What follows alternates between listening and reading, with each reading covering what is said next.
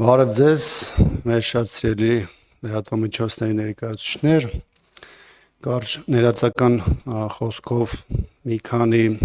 կարևոր թեմաների մասին խոսեմ, հետո սիրով կպատասխանեմ ձեր հարցերին։ Մեր երկրում հատկապես վերջին 1-2 շաբաթվա ընթացքում տեղի ունեցող այս իրադարձությունների ֆոնին ուզում եմ մի քանի կարևոր հիշեցումներ անել, որովհետև հատկապես այս վերջին անցնող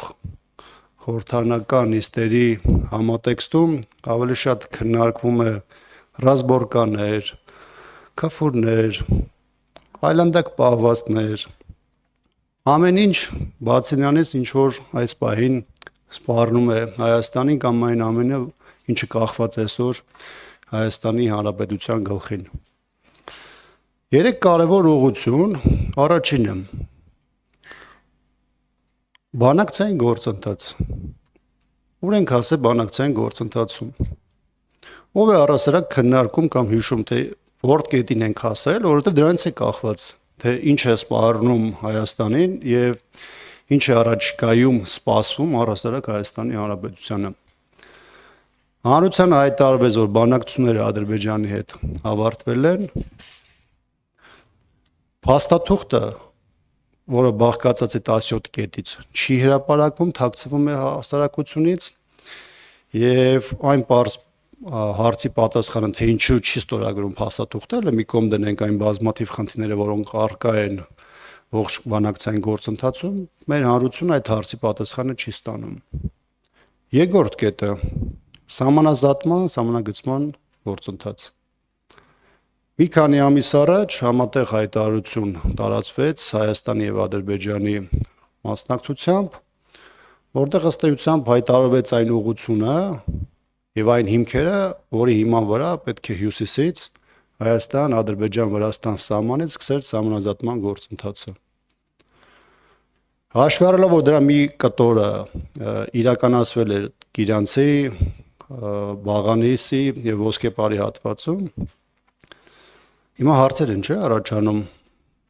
ինչ խնդիր է առաջացել եւ ինչ է թաքցնում իշխանությունը, որ սահմանազատման գործընթացի հետ կապված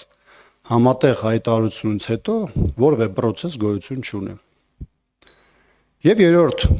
կետը, որը անմիջապես կախված է այս երկու նախորդի ասված կետերի հետ, դա վերաբերում է առաջնագծում առկա իրավիճակին։ Մեկ ամսից ավելի է, դուք հաճախ նաև լուսաբանում եք այդ թեման, որ սահմանագծի մի քանի ուղղություններով հրադադար ռեժիմի խախտումներ են արձանագրվում։ Չնայած այն հանգամանքի, որ իշխանությունը առաջին մեկ շաբաթվա ընթացքում փորձում էր քողարկել այդ հանգամանքը, հետագայում ըստ սահմանամերձ հատվածներում ապրող մեր հայրենակիցների ճնշումներ էր գործադրվում թիմ ուժային կառույցների մակարդակով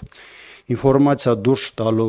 տեսանկյունից, բայց այնուամենայնիվ իրավիճակը մի այնպիսի կետի հասավ, որի պայմաններում այլևս տեղեկատվություն չսփռելը պարզապես անհնար էր։ Ինչու է իշխանությունը փորձում քողարկել կամ շրջանցել հրադադար ռեժիմի խախտումները, սա կարծում եմ առաջին հերթին պայմանավորված է այսպես կոչված կեղծ այդ խաղաղության փուչիկի փչմամբ, որը հատկապես 26 թվականի նախընտրական տրամաբանության շրջանակներում բնականաբար ձեռնտու չէ, որ այս պահին պայթի եւ դա վնասում է այն միֆականացված ողջ տեսլականը, որը իշխանությունը անընդհատ ներկայացնում եւ տապալում է։